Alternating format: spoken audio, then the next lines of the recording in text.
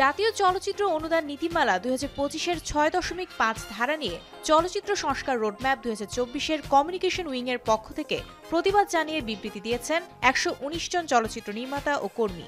এ ধারায় উল্লেখ আছে, প্রস্তাবিত বাজেটের কমপক্ষে শতকরা ১০% অর্থ প্রযোজক বা প্রস্তাব দাখিলকারী ব্যাংক হিসেবে জমা থাকতে হবে।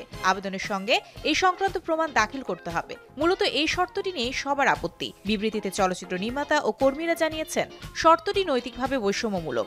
এটি স্বাধীন ও প্রান্তিক নির্মাতাদের অনুদান প্রক্রিয়া থেকে কার্যত বাদ দিয়ে দেয়। একজন ক্ষুদ্র জনগোষ্ঠীর নির্মাতা, তরুণ, নবীন কিংবা প্রান্তিক নির্মাতার পক্ষে এ আর্থিক প্রমাণপত্র জমা দেয়া প্রায় অসম্ভব। যেখানে একটি চমৎকার চিত্রনাট্য থাকা সত্ত্বেও কেবল অর্থের অভাবে একজন প্রতিভাবান নির্মাতা অনুদানের আবেদন করতে পারছেন না, বরং আর্থিকভাবে সুবিধাপ্রাপ্ত শ্রেণীর একচেটিয়া অংশগ্রহণেই চলচ্চিত্র নির্মাণ সীমাবদ্ধ হয়ে যাবে, যা জাতীয় অনুদানের মৌলিক উদ্দেশ্যের পরিপন্থী বলে মনে করছেন নির্মাতারা।